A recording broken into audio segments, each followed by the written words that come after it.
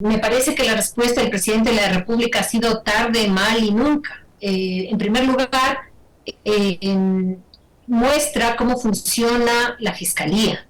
Funciona con órdenes del Ejecutivo, y además en esa carta hay un mensaje que pretende ser ocultado porque dice: lo más rápido posible ciérrese la investigación. Le voy a dar toda la información, pero ya verá que no hay básicamente ninguna red de corrupción en el gobierno. Entonces, primero me parece a mí una mala respuesta, porque no es con la alusión que hace el presidente de la República que la fiscal debe activarse. Además, elementos sobre la corrupción en el gobierno ya hay desde hace mucho tiempo. Cuando apareció el caso Danubio, cuando apareció además Vera como uno de los personajes cercanos al gobierno involucrado en una cuestión de corrupción, y que no pasó nada, le allanaron la casa y luego el señor se fue.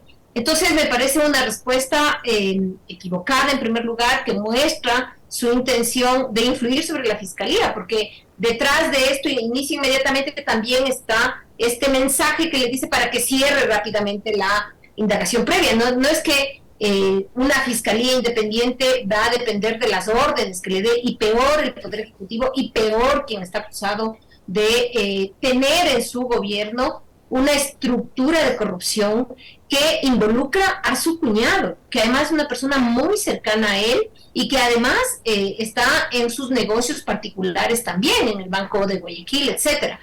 Entonces, esta es una muestra más, y me temo que va a ser no solo una muestra más de la gran corrupción que hay en este gobierno, que además no es que se limita a esta corrupción que muchas veces las personas tenemos que enfrentar, que es la corrupción de los $20 en el registro civil. No, son millones de dólares de las empresas públicas, de las eléctricas, etcétera. Y me temo también que van a tratar de echarle tierra a esto, van a tratar de esconderlo, de hacerlo poquito, para que no se revele que este gobierno está hasta la coronilla involucrado con la corrupción, y que los empresarios y que los banqueros roban, y roban en grande también. Ahora, doctora Porras, me parece a mí que el presidente Lasso hace lo que quiere con la justicia, no sé cuál sea su sentir, porque primero, hace pocos días desacató una orden de un juez que ordenaba el traslado de un PPL. Dijo que no, ya basta, no se traslada. Ahora, más o menos, le está ordenando a la fiscal: a ver, investigue y rápido. ¿Cómo debe leerse esto en el país? Y cuando pasó lo de la judicatura igual, es decir, ¿qué está pasando en el país, doctora, sobre este tema? Bueno, yo creo que la justicia, la fiscalía, el sistema judicial, el sistema penal ha demostrado en los últimos años con bastante crudeza que sirve para atacar a los enemigos y guardar a los amigos. Y me estoy refiriendo a la fiscalía, me estoy refiriendo a la policía, me estoy refiriendo al sistema carcelario, y me estoy refiriendo también a los jueces, a los de más alto nivel. Y lo más grave, incluido el Consejo de Judicatura, que si bien no son jueces, son los que controlan el nombramiento, la destitución de los jueces. Entonces, lo que se ha mostrado sin la menor vergüenza es que el presidente de la República cree que nuestro país es un estado medieval, donde se concentran los poderes en una sola persona. Entonces ha echado a la basura cientos de años de lucha, no solo de los ecuatorianos, sino también del mundo occidental.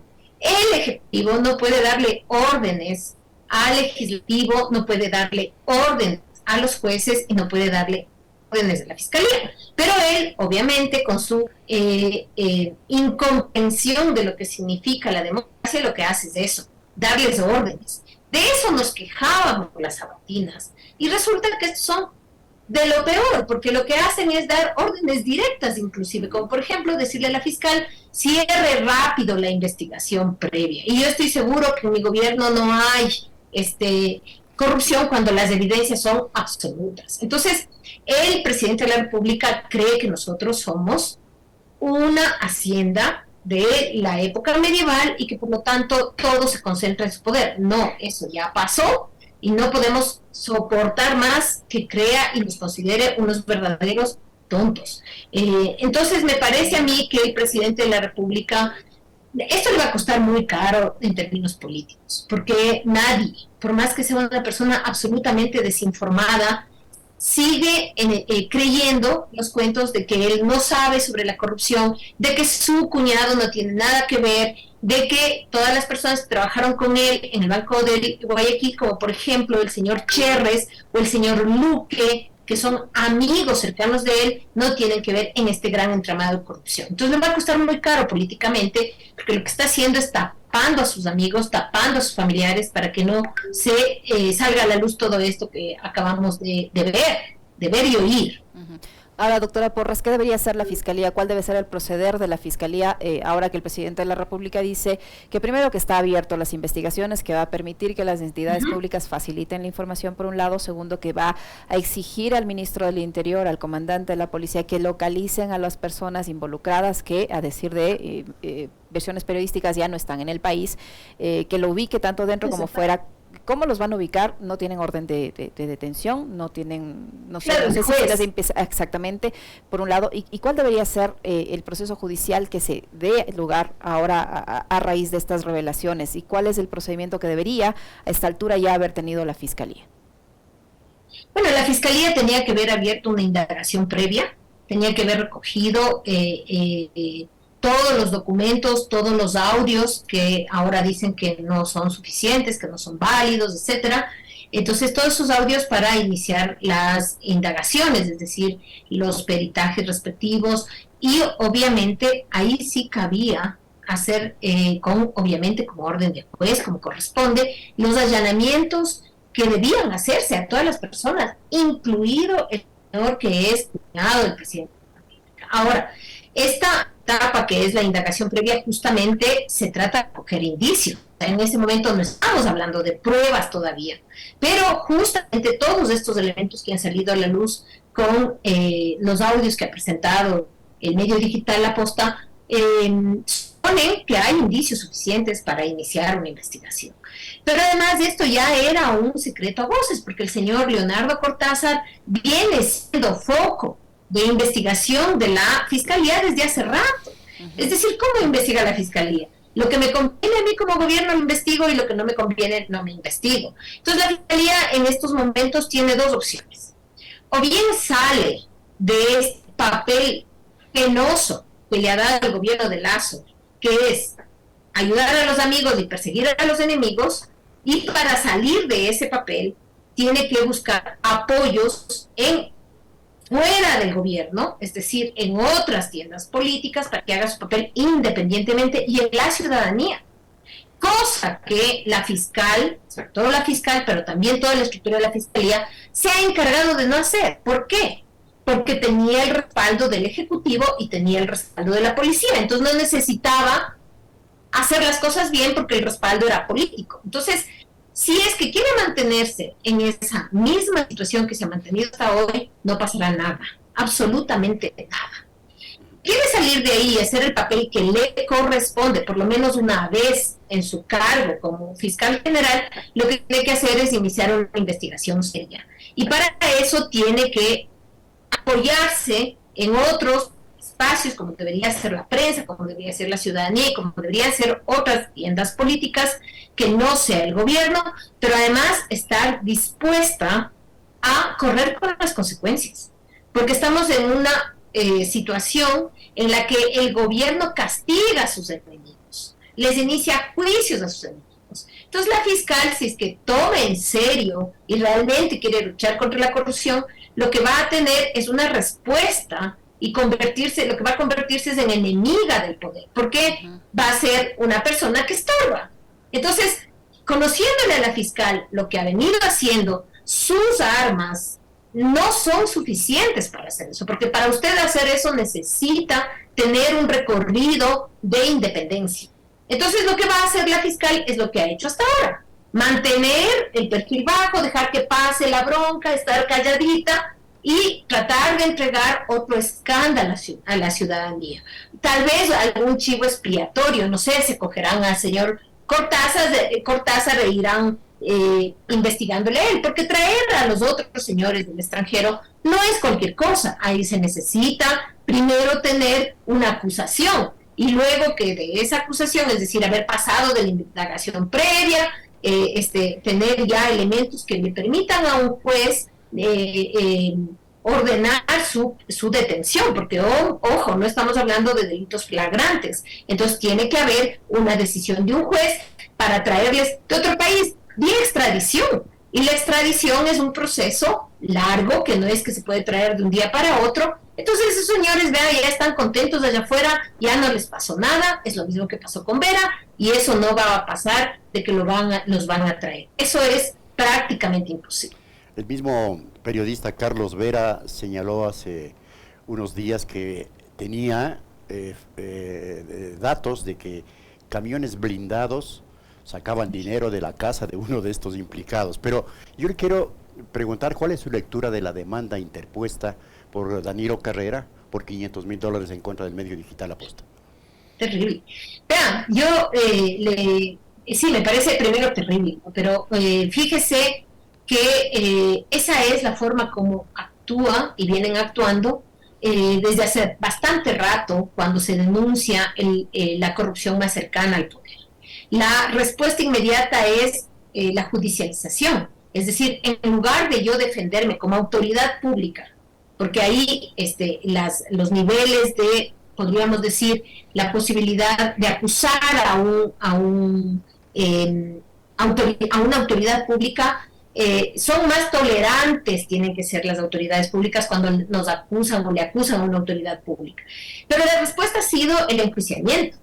Entonces, en este caso, el enjuiciamiento vía civil, porque le están pidiendo una indemnización, me parece que de $500,000. A mí me parece que los periodistas de este país deben pronunciarse. O sea, no puede ser que cualquier denuncia, que a mí me parece bastante lógico lo que está diciendo, de lo que le he escuchado al señor, los audios y lo que uno ve todos los días, parece lógico lo que está diciendo. O sea, no me parece tan traído de los cabellos. ¿Cómo es posible que los periodistas tengan que enfrentar la amenaza de ahora voy a tener que enfrentar un juicio, que no debería enfrentarlo, y además de enfrentar la posibilidad de pagar $500,000 o $300,000 o $5,000 o $2,000, con una justicia que no tiene independencia? Porque el señor Murillo todavía está sentado en el Consejo de la Judicatura, y acuérdense que fue él el que llamó por teléfono por el caso de Joel. Entonces, me parece tremendo una situación. Es una violación a la libertad de expresión, es una violación al derecho a la información, que tanto se han llenado la boca y que dijeron que ellos iban a ser diferentes. Viles mentiras. Entonces, sí es importante que los periodistas alcen su voz en apoyo al señor Boscán, porque al margen de las diferencias que una persona puede tener con él, porque obviamente él era amigo del gobierno de Lasso, no sé qué le pasó, que bueno, que por lo menos haya sido imparcial, objetivo en las investigaciones, pero sí es importante generar solidaridad porque esta es una muestra. Imagínense ustedes cuando empiecen a salir las otras cosas. Puede pasar cualquier cosa en este país. Acordémonos que hay además bandas criminales muy fuertes que no existirían si no hubiera vinculación con entes estatales. Entonces, tenemos que cuidar también la vida de los periodistas y su integridad, su familia, incluida su situación económica, ¿no? Uh-huh. En esto, ¿qué rol va a cumplir, doctora Porras, también la consulta popular, ¿no? Para dejar en funciones a las autoridades que en teoría hoy por hoy tendrían que controlar que estas situaciones que se han denunciado no pasen. Me refiero Contraloría, me refiero Consejo de la Judicatura, que usted acaba de mencionar, entre otras autoridades.